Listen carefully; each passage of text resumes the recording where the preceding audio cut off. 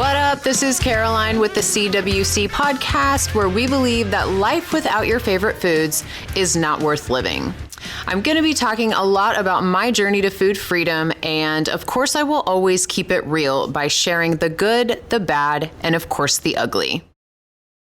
What up? We're back for episode 2, and I am so excited. I could barely sleep last night because I was so excited to do my next episode. This is really, it still feels really like surreal that I'm doing a podcast. It's so much fun though. I have told everybody, like I was talking to Dana this weekend about it, and I was like, I can't wait to get home and film the next episode or record. I mean, I'm doing both, obviously, but it's so much fun. And I love doing live videos. I've been doing them it feels like forever. For the past 7 years, I've been doing them. And I don't know, it's cool to finally have like kind of a catalog. So welcome back. Officially episode 2, and I thought I knew what I was going to talk about today. Like I had it, and this is how my videos go too. Like I thought I had it in my mind, and I was going to talk about self-sabotage because a lot of our clients were struggling with that this weekend. And I may bring that up a little bit, but because I think that everybody kind of falls into self-sabotage. And then we're like, why do we do this? We know the right thing to do. We know what to do to make us successful or happy or feel better, even with food. You know, if you eat certain things, it's going to make you feel a certain way. And you know that if you eat other things, it's going to make you feel, shitty but we still do them. And this is something that I talk to my clients about all the time. It is literally a revolving door of, why can't I just get my shit together? I don't know why I continue to self-sabotage myself, but I do over and over and over. This is just human nature. And so I always just lead with, it's okay. It's not, it's not the end of the world. Making it into something bigger isn't going to help the situation, which is, something that we utilize and talk about in the community all the damn time. It's in the past. Like, for instance, if, today's Monday, say you just blew your meal plan wide open over the weekend. You didn't follow it. You didn't track your macros. You didn't do anything. Okay, so what is it going to do today to just verbally abuse yourself about it? Or go to the gym and punish yourself with cardio, extra cardio, and I like to call it hate cardio. I used to, hang on. There we go. It stopped recording. I want to make sure that is doing what it needs to do. Okay. I used to go to the gym after a bender, and I would get on the treadmill and just hoof it. Like in a hateful, angry way. Like there was no, this is good for my body. I'm boosting my cardiovascular system. It was like, I hate this body and I ate too much and now I'm mad at myself and this is your punishment and this is what you're going to do now. This is what you deserve. And that doesn't perpetuate a good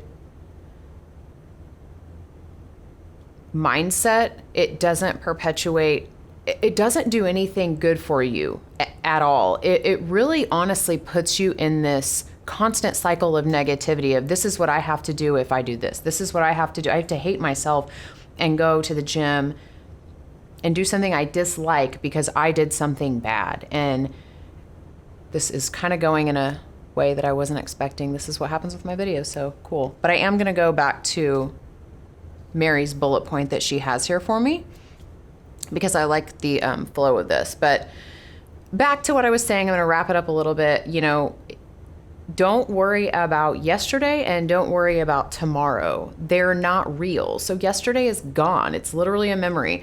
Tomorrow is not real yet. Tuesday is not here. It's not real. Today is Monday. That's all we have. So, you know, hating yourself for something that you did over the weekend doesn't do anything for you. It doesn't do anything good. And you can't change it. So what the fuck does it matter? Why are you going to waste Monday being upset about Sunday? And consequently, why are you going to waste what you could do with Monday worrying about what's going to happen Tuesday or Wednesday or Thursday? You see where I'm going with that? Okay, so I'm going to reel myself back in. So Mary has these amazing bullet points. She, you know, kind of helped me get this podcast up and running. So we have her to thank. And she literally is so type A. She got all of these like bullet points and listed them out.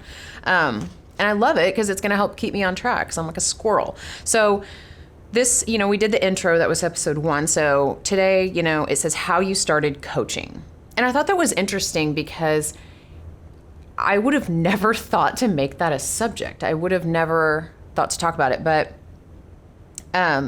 for those of you who are listening to the podcast and you're like, you still maybe don't know who I am or what I do or why, you know, the intro told you kind of why I do what I do and what I believe in. So now I'm going to tell you how I got into coaching. And I'm going to try to hit these bullet points. She said, what is the most rewarding? Why macros? Proudest moment so far, which is, you know, business-based, and then the most challenging. So, how I started coaching. So you guys could probably play a drinking game with how many times I say so. I thought of this the other day when I was doing a video, or I watched this back or something, and I was like, I say so all the time. I about said so if you're listening. Okay. I got into coaching. I told you guys last week a little bit about when I did my competition, the bikini competition. And then I was spiraling after that and knew at that point that something had to change. Or else I felt like I was back in that spot of just being fucking terrified of like, of food, terrified, don't trust myself around food. It really catapulted me back to all of those fears. And when you're operating from like a fear-based mentality, nothing good comes from that. It really doesn't. You're not vibrating at an energy level that you need to be vibrating at when you're operating from fear. And we'll talk about fear a lot more. But I really didn't believe in myself at the time. I just knew for myself I needed something else to focus on, particularly a balanced approach. I just didn't know how to do it. I was so wanting that body to stay, and I was so scared to eat, and I was so scared to put anything in my mouth that wasn't protein, and scared to miss a workout, and operating from fear. And I'm trying to think of how it all transpired. You know, I was working with a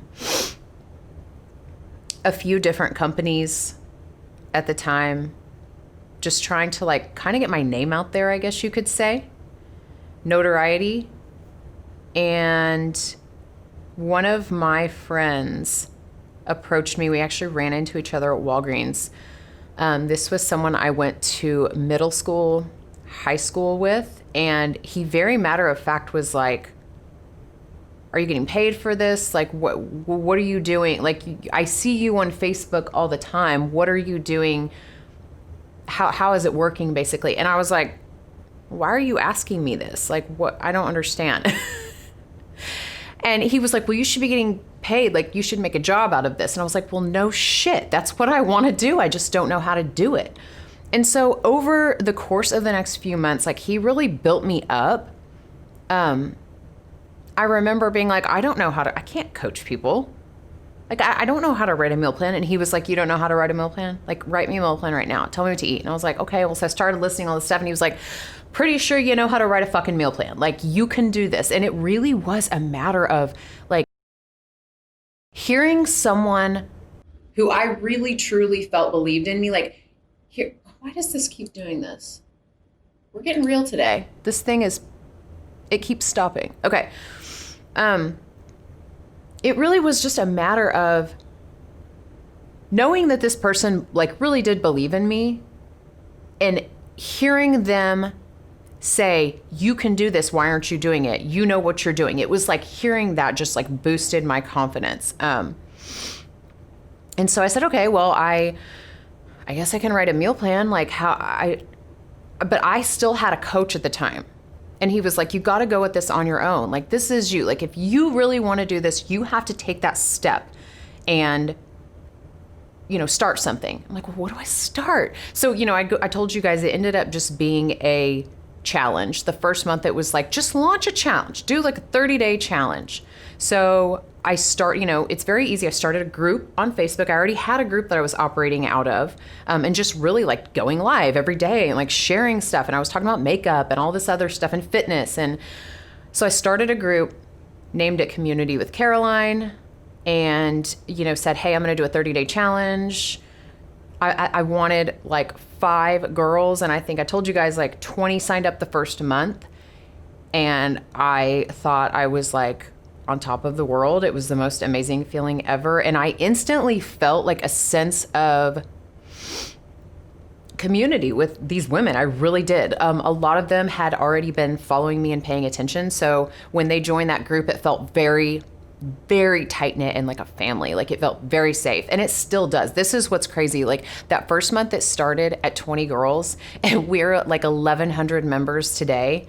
And it still feels like a big family group. I can't explain it. Until you're a part of the community, I cannot explain the feeling. But in my opinion, like, for a group to be over 1,000 members and for it to still feel like very safe and like a family atmosphere, that's a big thing in my opinion. I think that's really cool. So that's kind of how I got started coaching. I didn't believe in myself to do it. I really didn't. It took someone really believing in me and pushing me to really I really, like, back then I can remember sitting in his office, and there's like a line, and I just remember like, I don't know if I can do this. I don't know if I can do this. And it was like, yes, you can. Yes, you can. Yes, you can. Yes, you can. And I just like stepped over that line and just, I mean, honestly, the rest is history. And so, I mean, I really like am so appreciative for him for believing in me and telling me that I could do it. 'Cause I really didn't think that I could. His name is Andrew. And the most rewarding thing, I hope I covered like how I got into coaching. I think that covered everything. The most rewarding thing about this is, and you guys are going to think it's like, oh, what's the craziest before and after? What's like the best before and after you've ever seen? Like, was it 50 pounds? Was it 100 pounds? And to be perfectly honest, that's not the most rewarding. That is rewarding.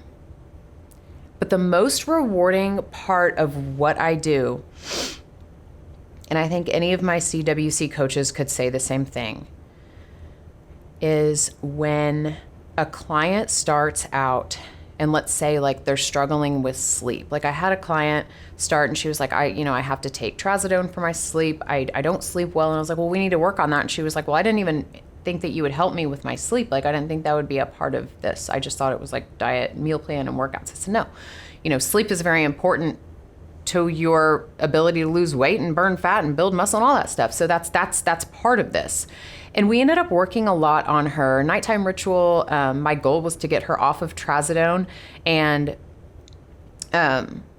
I think she's decreased her dosage and like added in a couple of other things. I'm not going to go into too depths of that, but long story short, within a few weeks, we had her sleep like up by a few hours a night, and she was sleeping more deeply, which literally affected everything else. That affected her energy the next day. That affected her skin. That affected the way, the way she felt when she woke up, her workouts. Like, it really, sleep affects everything. So that was really cool. But ultimately what I'm trying to get at is like the most rewarding is when like I can have one of my clients say, I don't look in the mirror and verbally abuse myself anymore. Like, I no longer am standing in front of the mirror and pinching my stomach and obsessing about that and not wearing certain things because I feel overweight or my cellulite is showing and I'm too self-conscious. Like, the most amazing thing is when they say, I wore shorts today for the first time in 10 years. I had a client say that the other day. She had not worn shorts in 10 years, and she put shorts on and was like, I loved my body. She was like, I'm not even where I really ultimately want to be physically, but I love my body. And I've never had that. I've never felt that. Like, yes, I'm not perfect. There's things I still want to work on and change. But the fact that I love my body, you guys, that is such a big step, and every woman needs to feel that and be that, at least, in their life. Like, what's the point in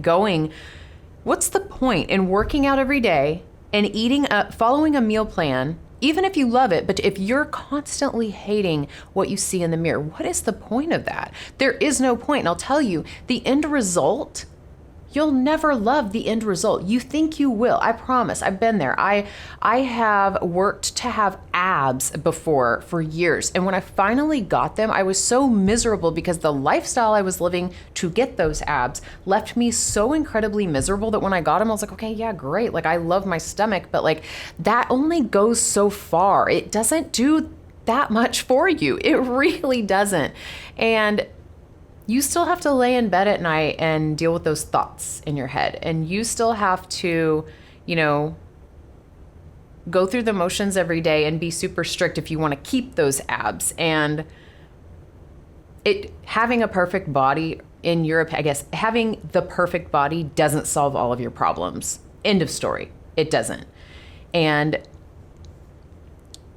so to answer that question in a 98-minute answer, the most rewarding part of coaching is not the physical, like, this person's transformation. Oh my gosh, my eyes popped out of my head. No, I love hearing that women are not berating themselves internally, externally anymore. That is the most rewarding part of this job. Why macros? So I talk a lot about how no matter what diet you're doing, the common denominator in all of them is that they're putting you in a calorie deficit. End of story. Keto, it's just basically like, what avenue are they taking? So they all take these different avenues, but they're all operating from one concept, and that is the fact that you're eating less than you burn on a daily basis. That's it. So take a look at, like, okay, you got keto, you got Whole30, you got low carb, no carb, high protein, high fat, whatever diet you're doing, Weight Watchers, like macros, they're all putting you in the whole point is to keep you in a calorie deficit so that you're burning calories. You're eating less than you're burning. So when you take a look at all that, you need to look at what's gonna be the most realistic for you to stick with long term. I mean, like, for the rest of your life. And in my opinion, not labeling anything at all off limits is the best option for someone to be able to stick with long term. I'm talking till you're 80 years old. So if you start a diet today that says you can't have donuts or fried food or whatever, do you think that you're never going to eat another donut ever again for the rest of your life? or nachos or French fries. I'm really like, I want you guys to answer these questions as I'm asking them. Like, are you really never going to eat French fries again? No. Okay. So why start a diet that's already just limiting you to what you can have and what you can't have? And to top on that, someone telling you that you can't have something, what does that do? It only makes you want it that fucking more. So that's just my own opinion, and what we do works. We operate off of macros. Macronutrients are basically protein, carbs, and fats. And we will get into macros later. I'm not going to do a dissertation on that right now. Don't need to. But you're essentially like, I customize my macros for every single client and tell them this is kind of the range that you need to stay in. And there's a lot of importance behind how much you're eating of each, protein, carb, and fat. Again, we'll go into that later, but it works. And they're not having to restrict any certain items. They eat what they want when they want. They really do. When I say that, it's not a gimmick. I don't need to try to sell someone on it. Like, you can Google macros and figure out what it is. Like, it works. And they're not having to say, oh, I'm on a diet, I can't have donuts.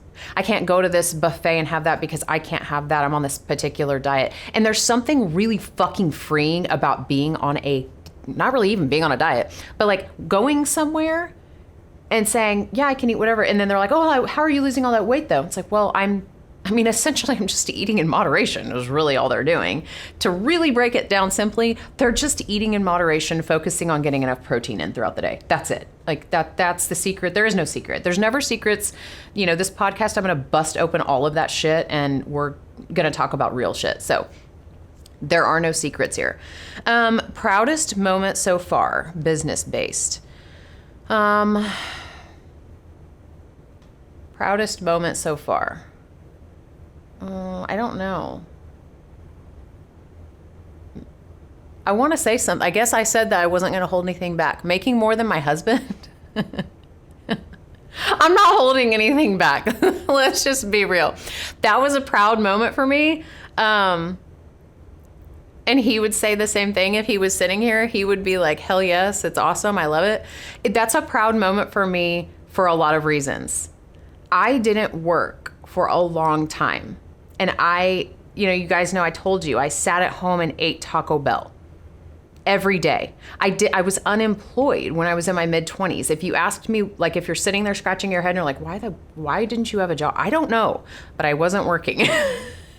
And so he supported us for a very long time before we even got married. And it really started to affect me, I guess, after I had Bryn.